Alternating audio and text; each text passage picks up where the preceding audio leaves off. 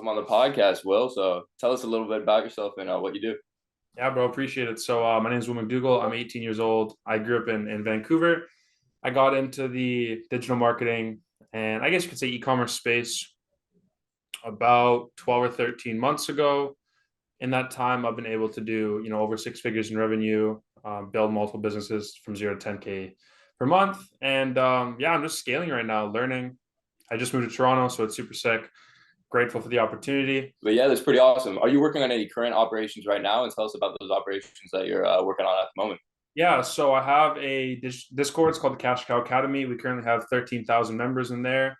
I started that maybe in July or June with Adrian, I think you're familiar with, and Tappa, who's more of an underground ecom guy.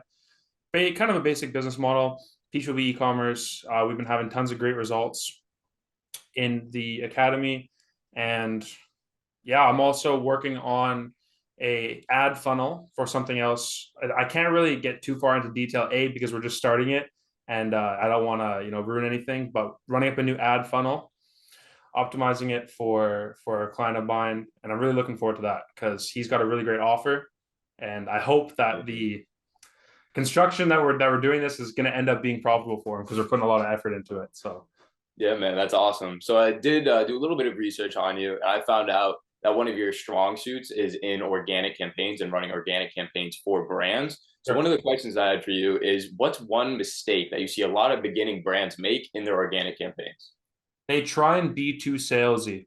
They have a really hard time relating to the audience, especially on organic. You want to build your community first, right?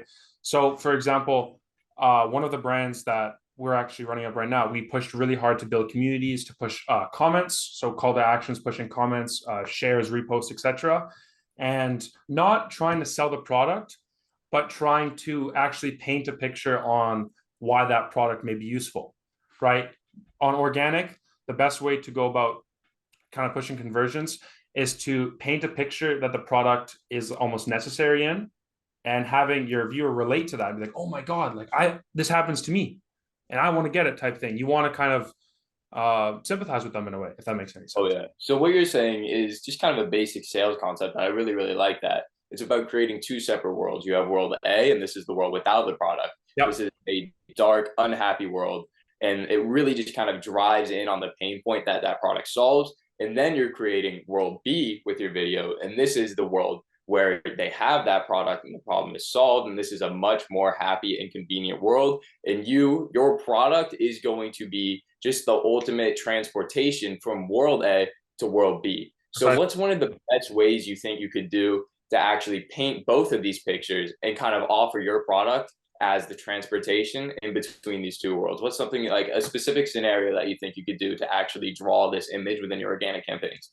Let me think here. I'm thinking of one off the top of my head is going to be a little bit hard, but using real life things that happen. That's why I like to, find products that anybody can use. So for example, let's look at the spine cracker, or we can look at the dog water bottles that sell really well, or things like that. Everybody can use them. So when you're painting out pictures, say for the spine cracker, I know they used construction guys as a really big part of their organic campaign because a lot of people are in trades. And a lot of people who are in trades deal with back pain. So they paint that picture. Hey, you're dealing with back pain and you don't know how to solve it. Let's fill that gap by showing how this product is helping with these guys' back pain, whether it's, they feel more flexible, they can get up earlier in the morning, whatever pain point that they're trying to solve, really painting a clear real life picture. Hey, you experience this every single day. And here's why this product or this service, whatever it may be, can help alleviate the issues that you're feeling in world A, the way you brought it. Oh yeah, I like that. And I like how you provided a specific example for the person because niche is super important in organic campaigns. For But a sure. lot of the times people will have a product, but they won't necessarily know what niche that product is supposed to attack. So what's something that you recommend for people to recognize what niche they can target organically with this product? Who does this product sell to? What's one way that you could exactly figure that out? Well, first of all, you should know what niche your product's in already. You know what I mean? Whether This it's is health, whether it's wellness, whether it's anxiety solving, something like that. Like, you should already know the demographic that you're wanting to sell to before you start marketing. So the best way that I think identifying it is, oh, looking at the website as well, seeing what kind of imagery your competitors are using on the website, what kind of people they're trying to relate to, and either mimicking that in your own way or finding a more optimized solution. So if we're doing, let's just say we're doing something for athletes, right? You know, the foot cradle that went viral that a lot of soccer players Yeah, were I using, have seen that. Yes. right? So on their website, they were using imagery of soccer players and athletes to try and relate to that crowd. So I think that's a good way that you can go about it. And then with that, you can implement that same style of imagery into your content.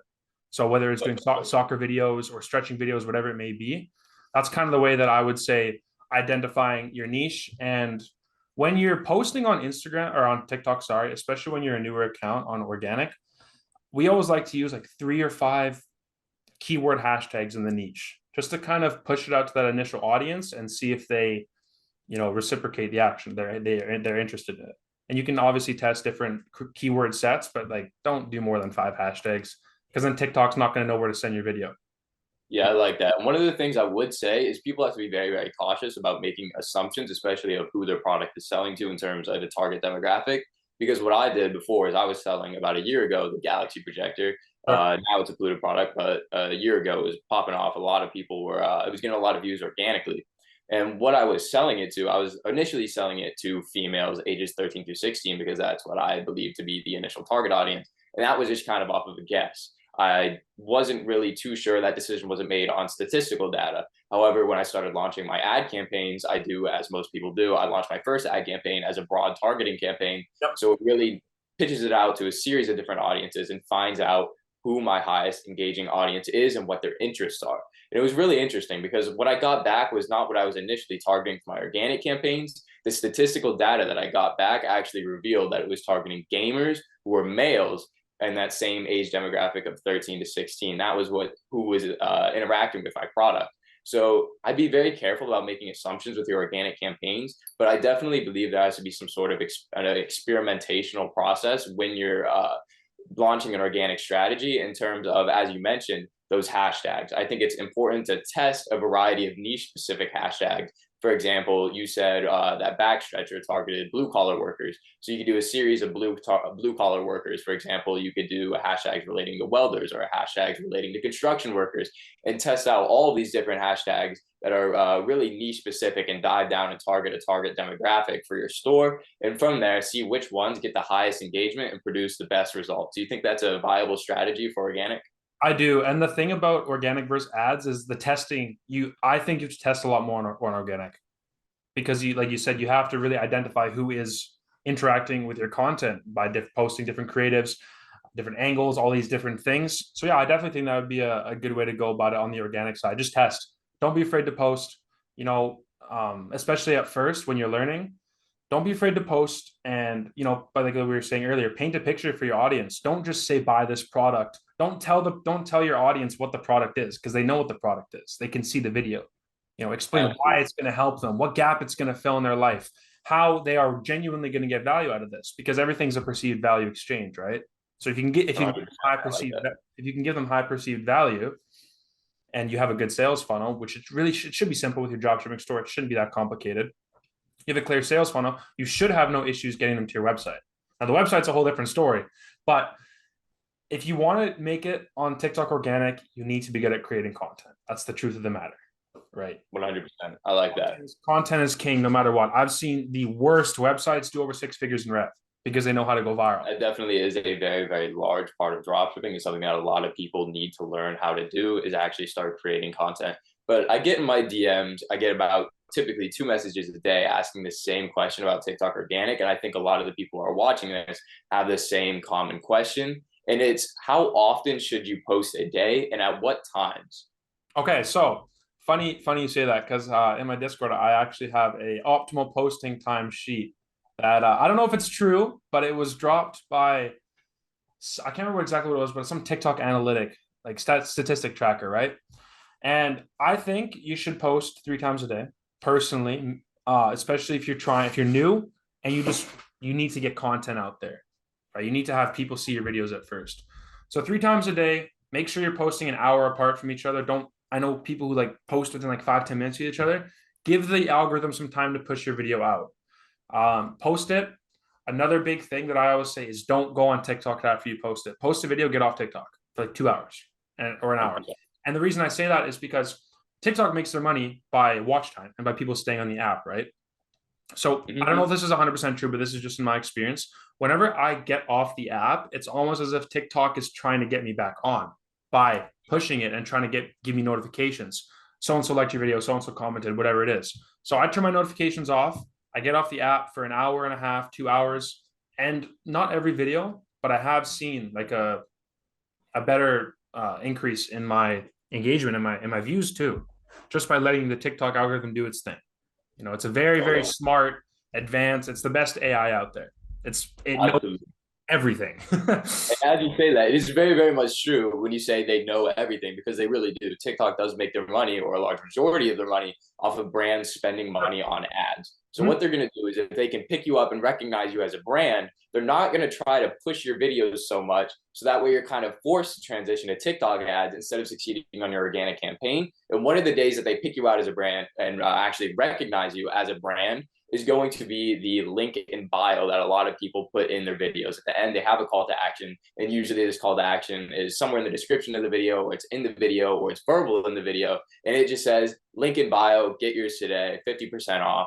And all of those kind of call to actions trigger something in the TikTok's algorithm where it recognizes you as a brand and won't push your content as far. However, there are definitely ways around this. And what I've found to be the most effective for me is saying Bink and Lio. So all you're really doing is just kind of switching the two letters around, Bink and Lio. So that way your users and the people watching your content will pick up on what you're trying to say, but TikTok's algorithm won't. So that's something that I just kind of wanted to throw out there, because not a lot of people recognize that TikTok is actually going to recognize you as a brand and try to stop your videos from performing exceptionally well organically, because they make their money off of running paid ads from these brands. So I definitely like what you said about TikTok algorithm being super smart, because it absolutely is. And they know a whole lot about you and your brand and what you're doing. And even just to add on that, even how it recognizes when you say link in bio, even when you're saying check my Instagram, because you're getting people off the app. They don't like it when you say Instagram. So what I've been doing is I space G, or then I space N space S, whatever, to spell Instagram. And I think it's been working. I've been testing it for about a week now on my organic page. Nothing crazy, but definitely been seeing some more traffic go to my Instagram. So something for you guys to watch out for. Don't say link in bio. If you want to, you can say Bink and Lio, L, exclamation mark NK in bio, whatever. There's ways around it, but don't be overly salesy on TikTok unless you're running ads, because like you said, the algorithm knows, and they know that you're not a personal account, and they shit your views down. That's just what happens. All right. So the next question I had is a very, very important question, especially coming up on this Christmas market that we're seeing, because a lot of dropshipping stores are transitioning their product lines to be more geared towards something that's practical for the winter and practical for the cold weather we're seeing. So, for example, a lot of dropshipping stores are putting out thermal heat jackets, or fuzzy versions of shoes. And we're seeing a lot of dropshipping stores put out these winter geared products. And what they're looking to do is target geographically, because obviously these products that provide warmth are going to be more practical towards the people that live up north and are experiencing those cold weather situations. So what's some way that you could actually geographically target organically, so you can capitalize on that northern market where your target demographic is going to be?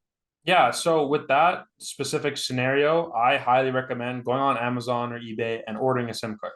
So for us, I mean, personally, we're in Canada, right? So for our agency, we have, this is kind of branching off, but it's okay. We were struggling with getting USA traffic, because obviously there's more people in the US who convert, et cetera, et cetera, et cetera. So we bought 7 SIM cards from the US, tested them for a week. All our traffic was US. So order a SIM card from Amazon, should be like $20, to these different areas that you can go to. That's like the best way to do it. You can try hashtag, SEO type thing. I don't know if it's going to work too well organically, but try the SIM card method. It's worked really well for a lot of my students in Europe. They've been able to capitalize on US traffic just from ordering one. And you can get them for all sorts of different countries. But in that specific scenario, that's what I would say. It's hard to geographically target people on organic. unless you're really good at TikTok SEO, which I'm not very good at yet. I'm developing that. So actually, one thing you could do is put keywords for countries in your video, and you can slide them down so they're not within view. But TikTok is going to recognize that as text, and they're going to run some SEO on it. So if you can get really good at it, you can try that out. I don't have much experience in it, so I'm not going to, I really like that. And this goes back to kind of the winter question that I had. 87% of Christmas shoppers actually plan to shop online this year. So this is a lot of opportunity that's just kind of left on the table for drop shippers. And they need to be able to actually capitalize on this Christmas market because obviously, per usual, drop shippers are seeing inflated sales in the Q4 market. But now, even now, more specifically, we're seeing an even higher rate of sales online as we see that 87% of Christmas shoppers are actually going to do their shopping online. So what's one thing that dropshippers can do to organically capitalize on this trend we're seeing with online shopping this Christmas season? Try really hard to look branded. Do a Christmas revamp of your store. Do what you need to do to stand out from the rest of the normal people who just make some half-assed website, right? Focus on your content. One thing that I would say, if you can, order cheap stickers. Get cheap holiday stickers with your logo on them.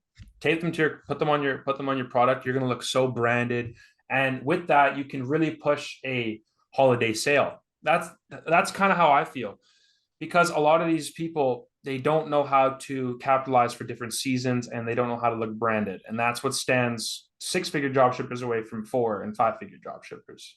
They don't know how to, the 4 and 5 figures. Yeah, they can make a decent logo and they can make a decent store, but it doesn't look branded. It's obviously drop shipped.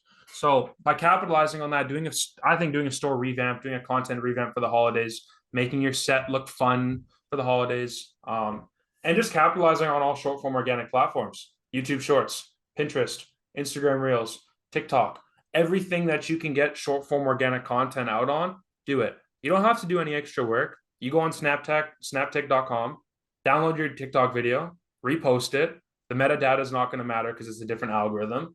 And you guys can pump content. If you really want to go to the next level, run up a second account or a third account and start pushing traffic from 3 or 4 different sources all to the same place. And I like what you said about having as broad of distribution as possible for dropshippers. And I feel like that's so important and a concept a lot of dropshippers actually miss out on because they're constantly being yelled at TikTok organic, TikTok organic, TikTok organic. Everyone's preaching TikTok organic, that they completely forget that they are leaving a large base of social media platforms completely out of the picture that they could be using to capitalize to drive a few extra sales to their store. So one of those things that I noticed is Instagram Reels, which is actually driving a lot of sales for dropshippers, especially recently. And this is kind of a new trend that I'm seeing for dropshippers. However, I will say this, a lot of people will just repost their TikToks directly on Instagram Reels. And I would recommend against that because the TikTok algorithm does pick up on recycled content. It'll recognize that this content has been recycled from another platform or that it's already posted on another platform, and they subsequently won't push your video as far. So one of the things I recommend people to do, it's super simple. Just take that video and invert it. Just mirror the video. So that way the video will essentially be the same. It'll just be mirrored. What's on the right will be on the left. However, the TikTok and Instagram algorithms won't pick up that this is actually a repost. And from there, it'll push your video normally as any other video. And it's just a great way to repurpose content without actually having to do the extra work of thinking of new video ideas, thinking of new hooks. You can just repurpose your content that's coming from TikTok and upload it on these other platforms just by inverting it and get the same amount of growth as you would on TikTok. So what you're saying is when you say you snap take a video and you mirror it, are you saying that the TikTok algorithm knows? Oh yeah. Yeah. Interesting.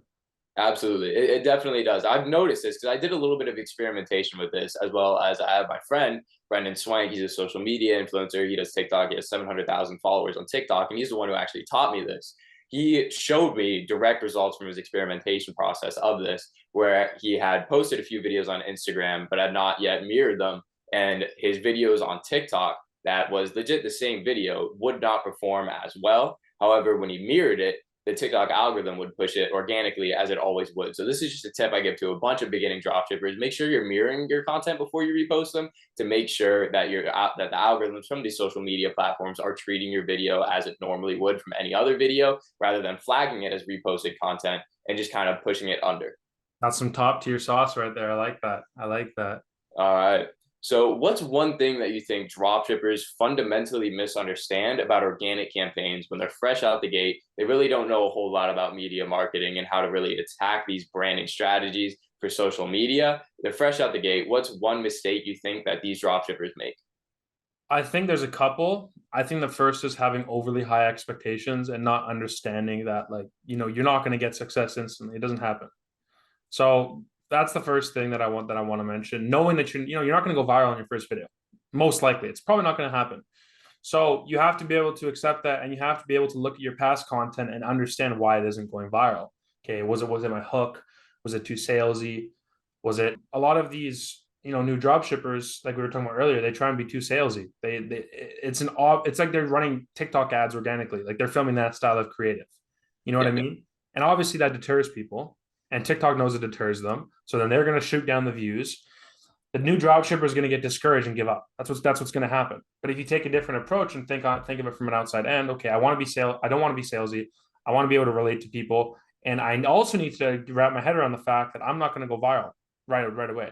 I'm going to struggle. I'm going to fail, and with any realm of business and online money, you're going to fail. With anything, you're going to fail, no matter what you're but committing to. You know what I mean? yeah, it's a rite of passage. Kids nowadays are so addicted to short form dopamine, and they need it. It's like TikTok, need. So they don't know how to delay gratification.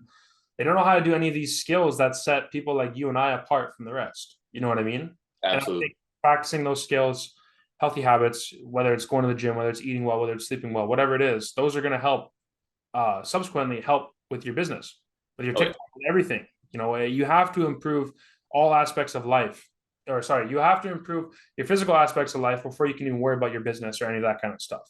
If 100%. you have, Mentality is so critical. if you have an unhealthy mind, and if you have unhealthy habits, your business is going to be unhealthy because it reflects. It's a mirror.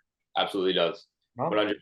And I really, really like what you said about the kind of instant gratification that we're seeing. And I think this agenda that's really being pushed towards us on TikTok, that we're seeing this instant wealth. You could become a millionaire overnight. You can become a millionaire in 6 months without really having to do any work. This is all you have to do. And it's just constantly being pushed at you. And kids are starting to believe it. But realistically, I'm not here to sugarcoat it. I'm here to tell you the truth about this. That's not going to happen. You're not going to become a millionaire overnight. That's just not something that happens. And people recognize failure as bad. I think too often people will start a business. They're excited to get started. They have those super, super high expectations, and then they fail. And they lose all motivation, and they just want to quit, and they really don't ever go back at it again. But I think you need to transition your mentality to start recognizing failure as a necessary stepping stone to get where you need to be. A lot of people are so afraid of failure. They just kind of have a completely bad connotation with it and just don't want to get involved with it at all. But what you need to recognize is you need to recognize your failures and embrace them, recognize what went well and recognize what didn't go well. Keep what went well and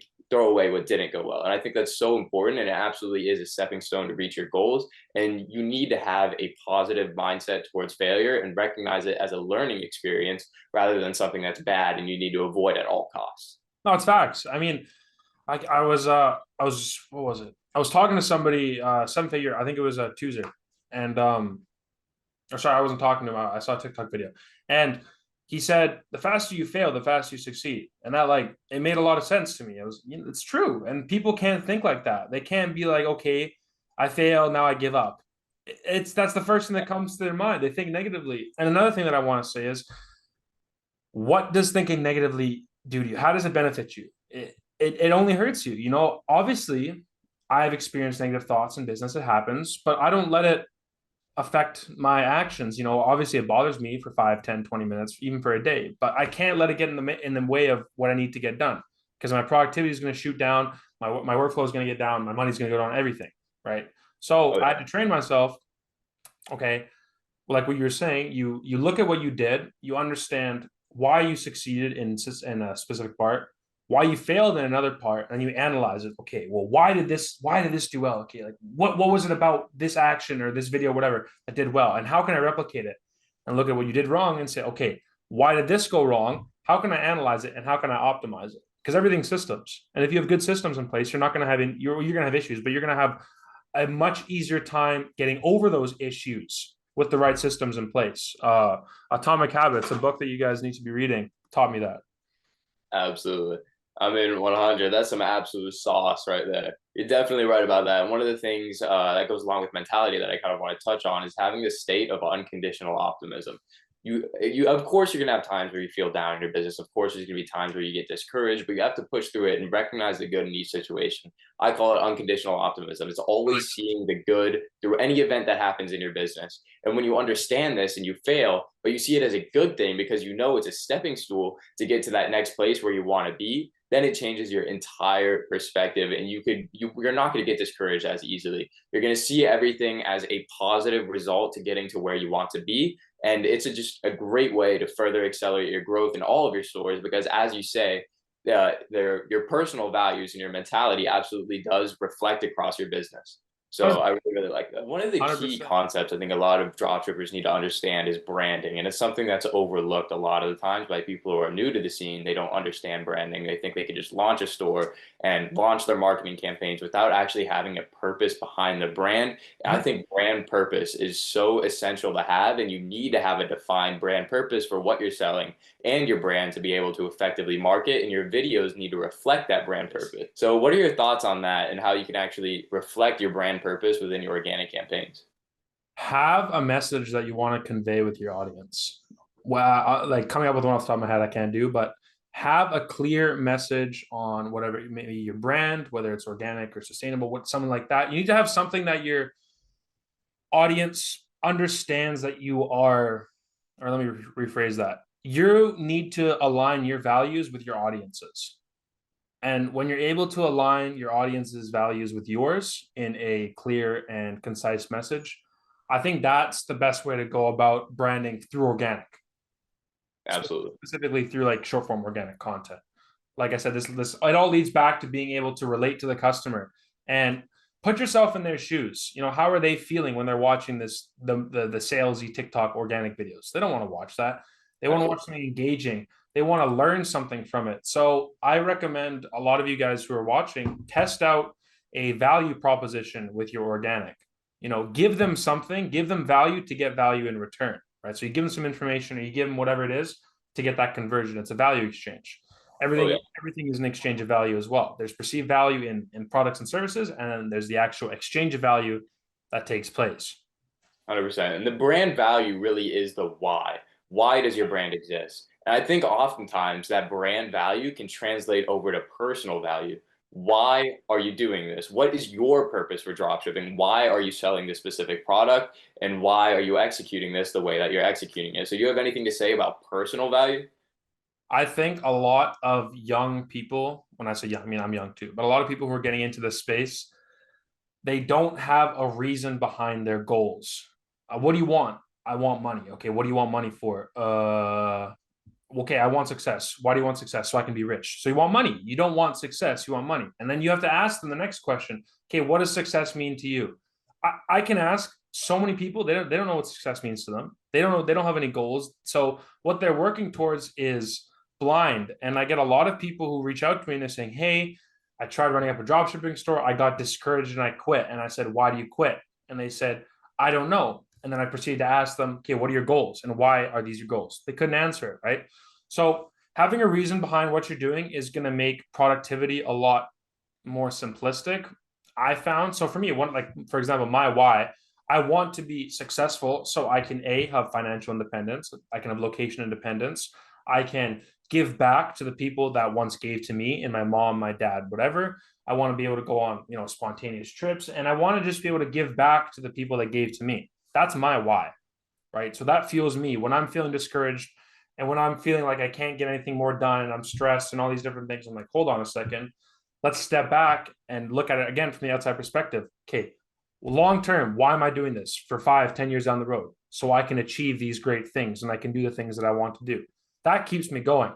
So I think all you guys need to have a purpose, get a journal, write down what you're good at, write down what you're bad at, write down your goals, 1 year, 5 year, 10 year, analyze them, and then come up with a why. And then put them like I have behind me. Those are my goals for the year. Put them on your closet, on your wall, somewhere that you can see them every day.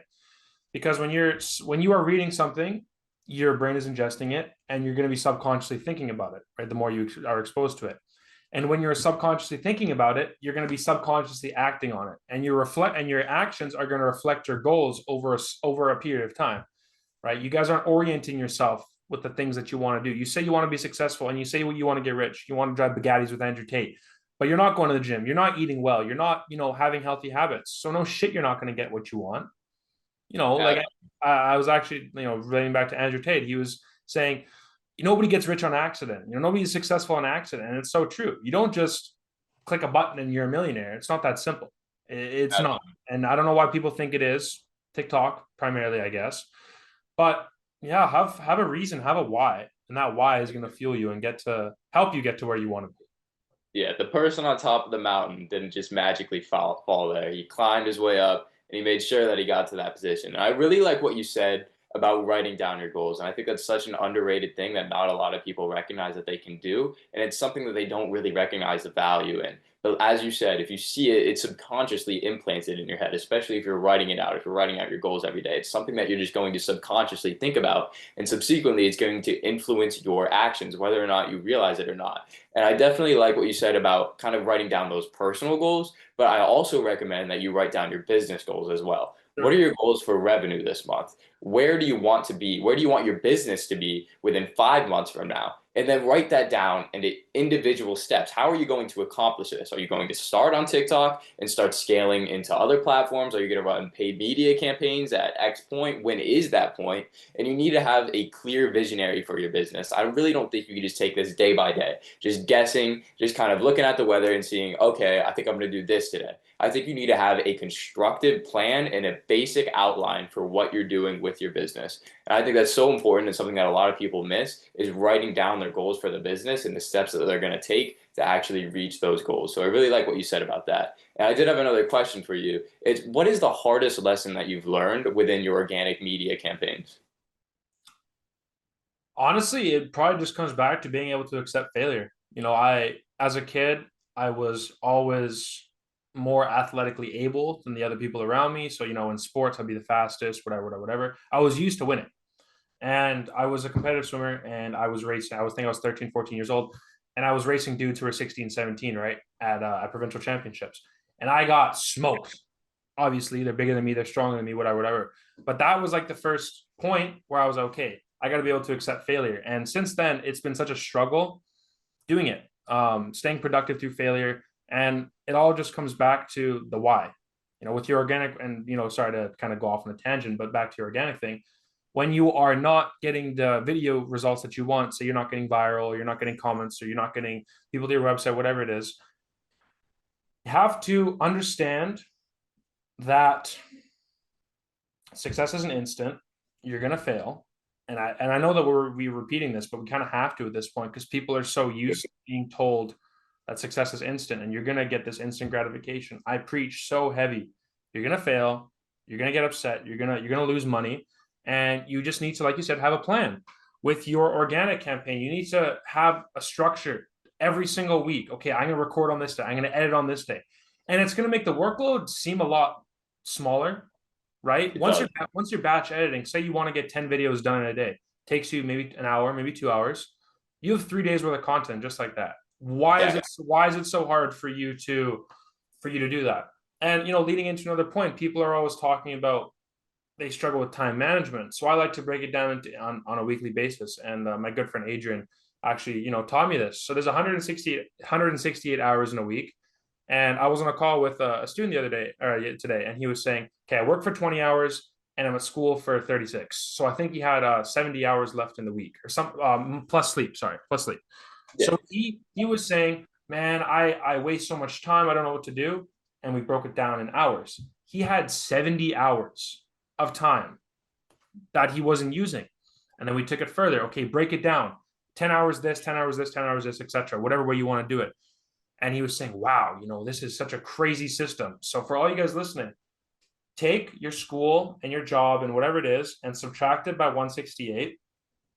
And I want you guys to see how much time you really have on a week by week basis, right? You guys are going to find out that you have extra day, extra 2, extra 3 days to do things. And what are you doing? Going on TikTok, jerking off and looking at ass? Like, come on, man. Exactly. You're better than that. And you know you're better than that too. You know deep down that if you really, really wanted it, you'd be going after it. But they don't want it. They say it. You can't talk the talk and not walk the walk. 100%. I'm pulling up something right now. It may take a little bit, but I actually do have a pie chart breaking down my time. And I did this about 3 months ago. I decided for 1 month straight, I was going to document where my time is getting spent, what I'm doing here, how much time I spend sleeping, how much time I spend eating, how much time I spend on TikTok, just where is my time going? And I wanted a visual representation of that because having a visual representation really allows you to put it in perspective. You could have a bunch of numbers on a screen showing where your time's going and what you're doing with that time. But when you actually have a visual representation of it, it changes a whole lot because you can see with your eyes where your time is going and where you can redistribute that time. Say, for example, you're spending 2 hours a day playing video games. You could cut into that 2 hours, take an hour from that, and transition that over to work and actually reaching your goals that you said, reaching your 5 year goals, your 10 year goals. And that's a concept that a lot of people need to recognize that they need to have. I recommend everyone to go ahead and do this. Just document where their time is going for a week or a month, and then put it inside of a pie chart so you get a clear visual of where your time is going. And from there, it makes it a whole lot easier to assess and a whole lot easier to actually manage your time because you recognize where your time is going. You see that you could be spending more time over here. You can cut into X activity and transition it over to Y activity. And I think that's such an important thing for a lot of people to understand. I'm going to try to pull it up here one sec. I like how you touched on video games because I used to be a big gamer, and I know a lot of dudes in the e-com space still game. They play the new Call of Duty and whatever. But like you said, you have those 2-3 hours a day that you're gaming. You can still game. Nobody's saying that you have to. I don't like the idea that you have to always be grinding and always this. You need off time. It's not humanly possible to be able to be at 100% all the time, going all 100% all the time. It's not going to happen, right? So enjoy the things that you want to enjoy, but you have to keep in mind if you want to achieve the things that you say you want to achieve, you have to orient yourself with that. You have to put yourself in the position to succeed. People really struggle with that. And I personally have a hard time understanding why, but I'd love to, if any of you guys want to reach out to me on Instagram, shoot me a DM, tell me why you're struggling and we can go over it because I think obviously the world, not everybody can be a millionaire or else the world would go shit. That's a fact. For But sure. I think that at least, 5-10% of the people who are going to be watching this want to take that next step and they want to elevate into wherever it is that they want to go. And, it's a hard thing to do. It's a hard thing to start. It is really, really tough. But you have to let go of all fear and kind of just be like, yo, if I want this, this is what I got to do. And you kind of just got to eat it. Absolutely. It takes discipline. And just like Andrew Tate said, you can't consistently be relying on motivation because you are never going to 24/7 be motivated. That's just not something that's going to happen. And this goes back to writing out your goals so you know what you have to do for each day. If you don't really know what you have to do and you're just kind of taking it day by day, it's hard to be disciplined because you don't necessarily know what you have to do. You have to spend that extra brain power thinking out, okay, this is what I'm going to do for today. Instead, you have that clear list, you have it in front of you, you know what you have to get done today, and you can just execute on that. No matter how you feel, if you're sad, you're happy, it does not matter. You have to get that list done and make this a habit. And I think discipline is something so important that a lot of people need to really understand exactly what discipline is.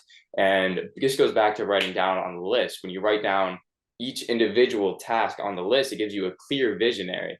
And what I do every night is before I go to bed, I think, what do I need to get done for tomorrow? What do I have to get done? I look at my goals. Okay, so this is my goal for the end of the month. What do I have to do to reach that goal? What can I do tomorrow morning to actually accelerate me towards that goal that I had written? So this goes back every night. This is something I recommend everyone to do. Every night, just write out exactly what you are going to do the next day, what you are going to work on, and just kind of have your schedule outlined so you have that definitive, solid outline schedule and know what's going to happen. And you always know what's ahead. And it makes it a whole lot more organized and a lot more easier on you both mentally and in terms of productivity. No, most definitely. I completely agree with that. I want to ask you something. What are your thoughts on having a relationship with a girl or boy or an it, whatever you like nowadays? I have to make that clear. All inclusive. Having a relationship while you're in the building phase of that first step, that those first 6 months, that first year of trying to make your dreams happen. What are your thoughts on having a relationship? That is a very, very, very hard question. I really like it. And it's a question that a lot of people have. And I think you need to set terms in the relationship if that's something you're going to do. You need to make sure that she sees your visionary, and you need to make sure that she knows that there are going to be days where you're going to have to say, I'm sorry, I can't do this with you today.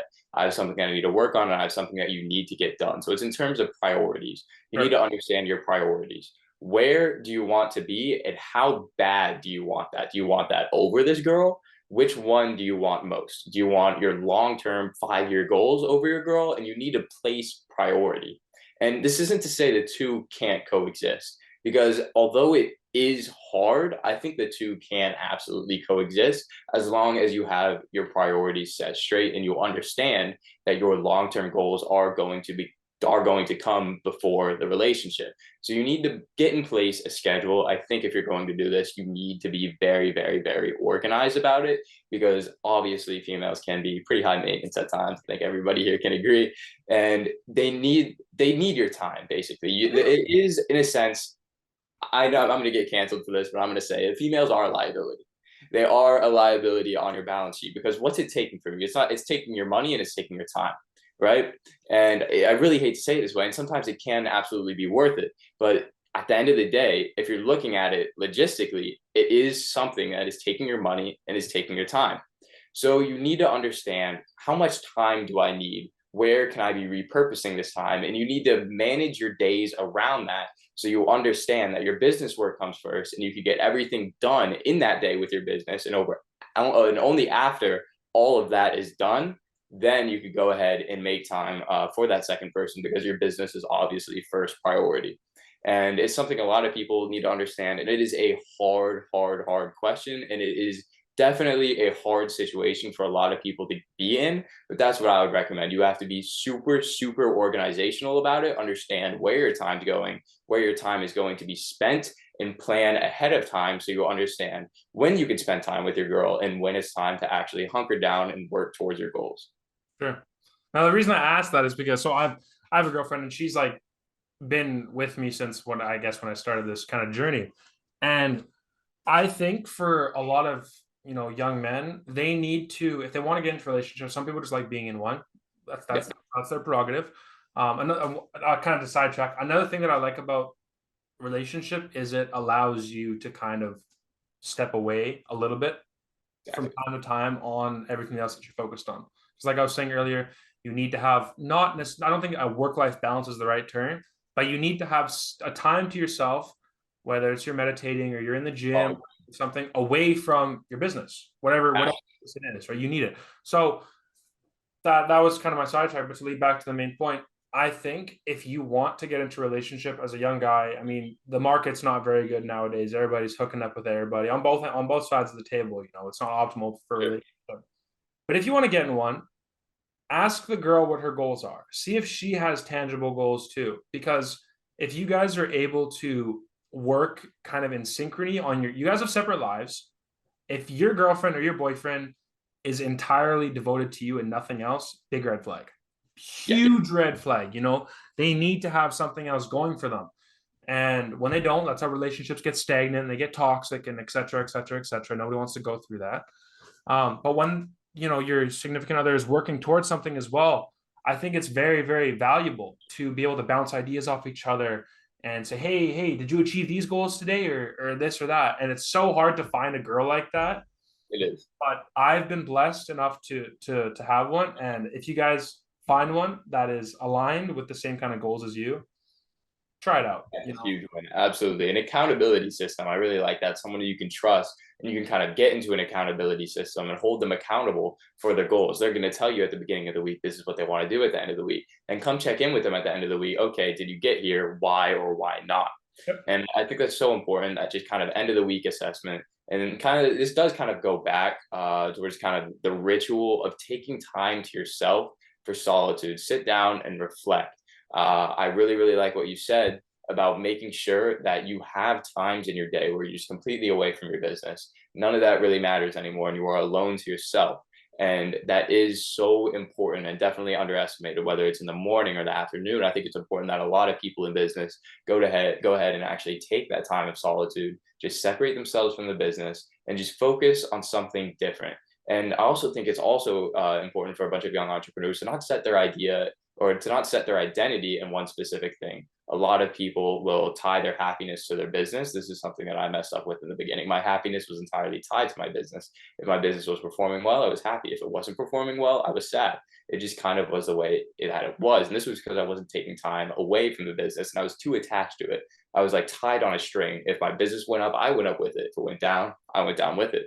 So I think you need to absolutely separate your emotions from your business, because when your emotions are attached to your business, you can make illogical decisions. Logical decisions are made based off no emotions. And when you make decisions based off emotions that you are feeling in the moment, they oftentimes don't give you the outcome that you're actually looking for. So I recommend people find their identity in multiple different things rather than just setting their identity with the performance of their business. For example, you said a relationship, just have multiple different things that you're standing on. So if one's taken away, you can still be standing. Because if you are solely dependent, you are standing on top of your business, if that gets taken away, if say your business fails, You're there's ruined. nothing underneath you. You're done. And this is what I've seen a bunch of young entrepreneurs get into. They've set their identity. They're so passionate about this, which is great. Passion is amazing, but they're so attached to their business that when it doesn't perform, they're just gone. And I definitely recommend that you make sure that you're standing on multiple different legs so you don't take that heavy blow when one of them is inevitably taken from you. I like some top tier sauce. I hope everybody is, learning something. And the one thing that I want you guys to be doing is actually implement what we're saying. A lot of people, they watch these motivational YouTube videos and they read these books, but they don't apply what they're learning. And at that point, you're just wasting your time. You know, read a book, take action on it. Like, for example, with How to Win Friends and Influence People. I'm actually reading this right now. I got my journal in there. Great book. That is a good one. I'm implementing all the little things I'm learning, smiling at people, showing appreciation, not condemning, not complaining, not doing any of the things that they're telling me to do. And it's been working. I've noticed a huge increase in my communication skills with, just people walking on the street in the elevator. Hey, have a good day. Smile at them. I managed to strike up a nice conversation. I got a contact in LA, a woman who lives in LA, right? Some baller lady. She wants to get some marketing stuff done. But that just starts from talking, saying, hey, have a good day, smiling. It all comes back to habits and being able to, or the one thing about being friendly is your competition is so low. Nobody's friendly anymore. Nobody holds doors for anybody. Nobody says please. Nobody says thank you. And if you can capitalize on that, you can get yourself into some really, really neat relationships and some really, really neat places. Exactly. This is so true with networking, and it's so true with sales, general sales. Let's say you run a high ticket agency or whatever you're running, just friendliness will take you such a far way. When you're networking, when you're on a sales call, if you can be friendly with someone and you can provide value to them, it's called I'm going to butcher this, the reciprocity norm, I believe. It's a psychological term. It's something that I learned in psychology. When you provide value for someone, they're going to feel inclined to provide that value back. And it's such a simple concept. Both reciprocity. The rule, I don't know what it's called. Yeah, but I think I read about that. The rule of it. Yeah, the rule of reciprocity. And once you fully fundamentally understand that, you can use that to just kind of, I don't want to use the word manipulate, because it's not manipulating. It's just kind of understanding basic human psychology to apply that and kind of, dude, I don't want to use the wrong word here. Leverage it to your advantage. Exactly. You can leverage it to your advantage within networking, within sales. And it's an important concept that you need to understand is if you provide value, people are going to be inclined to provide that value back. And you could absolutely leverage that to go very, very far places. Yeah. I mean, you use what you're good at, guys. Like write down, like I was saying earlier, write down what you're good at, write down what you're bad at, and leverage your skills. Too many people know they're really good at something, but they don't do anything about it. Whether it's talking to people, whether it's drawing or graphic design, whatever. Some people are just naturally good at things and they don't use it to their advantage, which is really strange to me, because why wouldn't you want to use what you're already good at to put you in a better position? And I think that leads down to self-confidence. And I think a lot of people struggle with having purpose in their life, feeling appreciative of the things that they're doing, And you guys need to be able to give yourself credit for even the small things. You know, when say you haven't gone to the gym in a weekend and you went to the gym, you don't have to throw a party for yourself, but say, pat yourself on the back. You know what? Good job. Let's keep the motion forward. I got this. I don't know if you can see. I got this tattoo. It's Sino-Japanese, and it says "always move forward." Right? It's like a reminder to myself that you can't.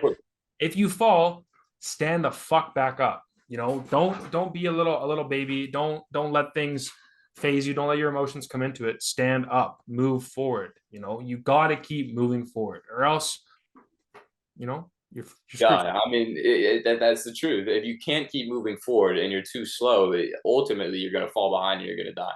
If you are last, if you're last at anything in life, it's just not going to be good. You have to keep moving forward. You're going to fall down. It's inevitable. It's going to happen, and it happens to everybody. But what separates the losers from the winners is that the winners simply just get back up again.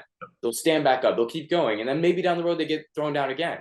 But guess what? They keep up, they persevere, they have grit, and they keep going. And it all lies in your ability of whether or not you can rebound from your failures, correct yourself, and continue moving forward on that journey. A lot of people will get hit down and they'll stay stagnant. They won't go anywhere. They'll say, oh, that hit me too hard. I'm just going to stay here for a while. You have to keep moving forward. It goes back to perseverance. You have to persevere. Life is not going to be easy. There are going to be obstacles in the way.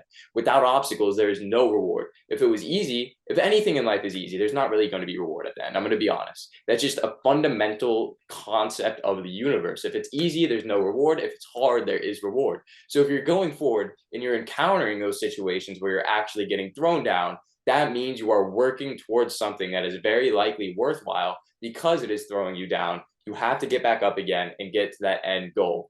If there are challenges, then you are working on something that is worthwhile. And nobody ever goes anywhere in life just taking the easy way. They're going to get knocked down. And what separates, again, as I say this again because it's so important, what separates the losers from the winners is that the winners get back up again and they keep moving forward. So I really like that concept you said about keep moving forward, because perseverance and grit is such an important concept in business that people miss out on. All there is to it. If you're able to stand back up, you'll get to the finish line eventually. It may take a while, but you'll get there. Move. I hear a lot of people say, "Oh, I'm trying to get 10% better every day." This, that, and the other thing. Nah, try and get not even 1%. Just try and get 0.5% better, 0.25% better. Learn something new every day. I always like to try and learn one thing every day. So at least if it was a completely terrible day, if it was bottom of the line, mom got hit by a car, dad got in a car crash, whatever, very hypothetical situation. I still have something that I can be like, today sucked, but I came out with something. Something. Absolutely. You know what I mean? Having something, not necessarily you don't want to like you said, having your happiness tied to one thing, but you want to have something that you can go out, just look back and be like, you know what? This is good. At least this part of my life is good, you know? And I feel like a lot of people they have an issue with only focusing on the negative things of life, and they are so blinded by negativity, and they've programmed their brain to be almost addicted to negativity, that positive feeling is almost repugnant to them. It's so hard for them to think positively and to be grateful for things. Be grateful for the little things, man. If you live in America, if you got a roof over your head, if you got Wi-Fi, you can make $1,000,000. Be grateful for it and fucking do something with it. Like, Absolutely. And I definitely agree with that. I like what you said about how it's kind of a race and it doesn't matter at the end, because in 10 years, it doesn't matter whether or not you cross that finish line in 1 year or whether or not you cross it in 3 years, because it is binary. There are ones and zeros. Either you cross it or you didn't cross it. How quick you cross it really doesn't matter in the ultimate time scale of things, because at the end of the day, it is binary. And if you crossed it, you crossed it. And if you didn't cross it, then you didn't cross it. And there's only really two options there. So as long as you keep pushing forward, it doesn't matter whether or not you're seeing absolutely insane progress within one day.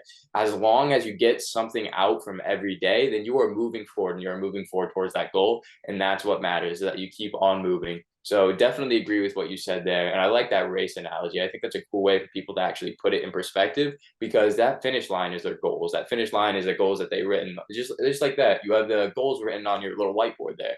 That's the finish line. That is the end goal. And he's moving towards those end goals every single day. Every single day he's doing something to propel himself towards those goals. And eventually 2 years from now, 5 years from now, it doesn't matter. He's going to cross that finish line and he is going to accomplish those goals. And it won't matter how long it took him, because at the end of the day, guess what? You He got did there. it. Yep. He said he was going to do it and he did it. Absolutely. Happy that we're able to converse so freely. You know, a lot of people can't do this. A lot of people can't communicate, and I think the you know that was the start of it.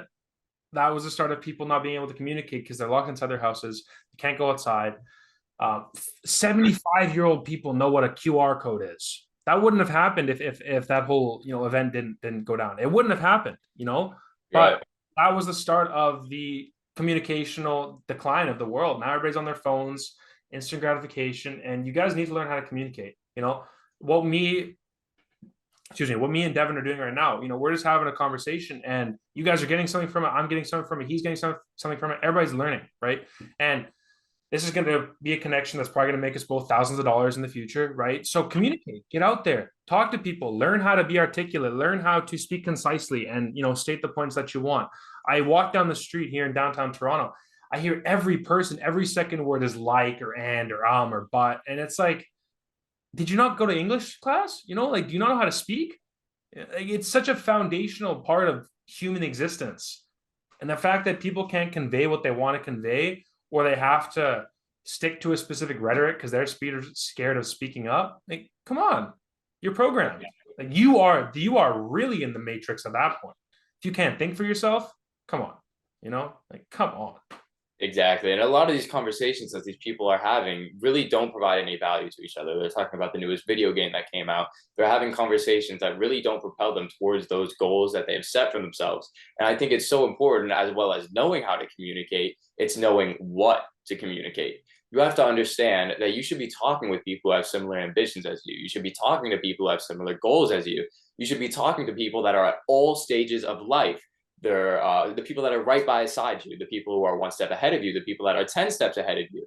You should be communicating with people at every single position so you understand what to do when you are in their shoes. So I think you need to know who to communicate with and why you're communicating.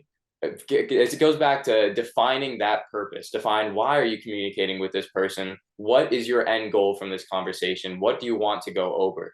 And I think that's so important for a lot of people to understand, is that they actually need to start having constructive conversations rather than having these conversations that ultimately lead to nothing. And it's as simple as just hitting up a friend on Discord, hitting up someone on Twitter and saying, hey, I see you run a drop shipping store. I'm also a drop shipper. I want to get on call with you. Don't be afraid to connect. It's so cliche, but it's so true. You miss 100% of the shots that you don't take. Reach out to these people, reach out to them, ask them to get up on a call and just conversate with them. Even if they're 10 steps ahead of you, you can learn a whole lot from people who are in the same situation as you, because you bond over similar experiences. And you could learn a lot from people who are 10 steps ahead of you, because they're right now experiencing those experiences that you are eventually going to be experiencing if you stay consistently propelled towards those goals. So know who to talk to and know what to talk about. One thing that I really want you guys to take part in, or to take note of, is if you're the smartest person in the room, you're in the wrong room, right? And I felt this a lot, growing up. I was not necessarily like the most academically smart, but I knew that I always had, there was something different with the way I thought, right? And I surrounded myself, with my old boys, and our values don't align anymore. But the second I started to put myself in rooms and scenarios where I wasn't the smartest, that's when I grew the most, talking with multimillionaires. Now I'm working with a dude who sold over $10 million in mentorship sales, and he has crazy strategies. And it's just like, it's all a domino effect. You meet one person, they start messing with you, you jump on a call with his bro, and then you meet that guy's bro, and then it just spreads out. And all it starts with is, hey, I like what you're doing. I do this too. Here's what value I can provide to you. Let's jump on a 15-minute phone call. That's all it really comes down to. Absolutely. And you guys are seeing this whole thing that we're talking about in action right now. Because about a week ago, I reached out to Will and I just messaged him. I'm like, hey, do you want to get on call? I think we could work out something. I see you're familiar with e-commerce. You're familiar with organic marketing. Would you want to get on call? And Will has already put me in connections, or mentioned that he was going to put me into contact with a few of his bros, and I'm planning on doing the same as well. And it really is that spring effect. It's kind of like a tree. It goes off on a branch, which leads to another branch, which leads to another branch. And that concept is so critical. And having a network really just, it's so important and critical, especially for beginning dropshippers, having people you can freely talk to about your business ventures, about your struggles, both personally and within your business. Having that network is so critical because it allows you to really voice what you're really feeling. It allows you to voice and kind of figure it out through talking it out, the struggles that you're going over. For example, if you're struggling with your organic campaign, you're talking to your friend who's an organic mentor, so he's very familiar with organic campaigns. It allows you to talk it out and really recognize what you're doing with your organic strategy and what might be going wrong. So that shared value is so critical. And I recommend all of you guys to go ahead and just reach out to one person today. One person. This is something that I'm calling you guys out to. It doesn't matter who, someone who's in the same situation as you or someone who's 10 steps ahead of you. Reach out to one person whom your goals align with and just reach out to them, ask them to get on a call. You probably are both going to learn from each other, and maybe you could connect each other with each other's network, and eventually you're going to have this super prestigious network that's going to help you make a whole lot of money in the future. You are worth who you know. And that's an important concept for a lot of beginning entrepreneurs, because if you can network early, then you have such a competitive advantage over all these other entrepreneurs who are flooding into the game at the moment from the Andrew Tate and digital renaissance revolution that we're seeing. You will have that competitive advantage because you already know people, and these people know things. And with that shared value, you can fill in the gaps for what they don't know, and they fill in the gaps for what you don't know. And that relationship can be mutually beneficial and is so critical to have, especially at a young age. Yeah, no, I totally agree. Especially as, you know, being a man, I understand the importance of having a strong male support network around you. I don't, I never have been friends with girls. It just never really worked with me. I find that having, 3 to 4 boys, solid boys that you can be surrounded with who want to do things with their life. It does not necessarily have to be that they want to start an online business like you or whatever it is, but they have goals, they have aspirations in life. And if you're surrounding yourself, like you were saying, with people who share common interests or at least want to get to a similar goal as you guys can make a lot of money together by just putting your heads together. Sure. Thank you guys for popping out. Thank you for viewing. Make sure you guys hit that like button and comment something that you enjoyed. And make sure that you guys go ahead and reach out to that one person that I challenge you guys to do. It will be so beneficial, and you're going to thank me later for it. By the way, I left the Discord invite link to Cash Cows Academy underneath the bio of this video. So make sure you guys go ahead and check that out and join that up, because there is a lot of free value that's being spilled on a daily basis in that server. So make sure you guys are getting in there. It'll be a great place for you to start and actually find that one person that you're going to reach out to today. Yeah, bro, I appreciate you. And I just want to say, thank you so much for having me on. Super great talking to you. We're going to run this up IRL, hopefully. Absolutely. God. And just for everybody listening, if you're still here, implement what we learned, write down your goals, and really just take action. You're going to fail, you're going to fall, stand up, as we've been saying, stand back up, keep moving forward, and, reach out, get help from people. Network is your net worth. And if you're the smartest person in the room, you're in the wrong room. So find a new room. For it. I'll see you guys. Have a great rest of your day, and make sure you guys are subscribed.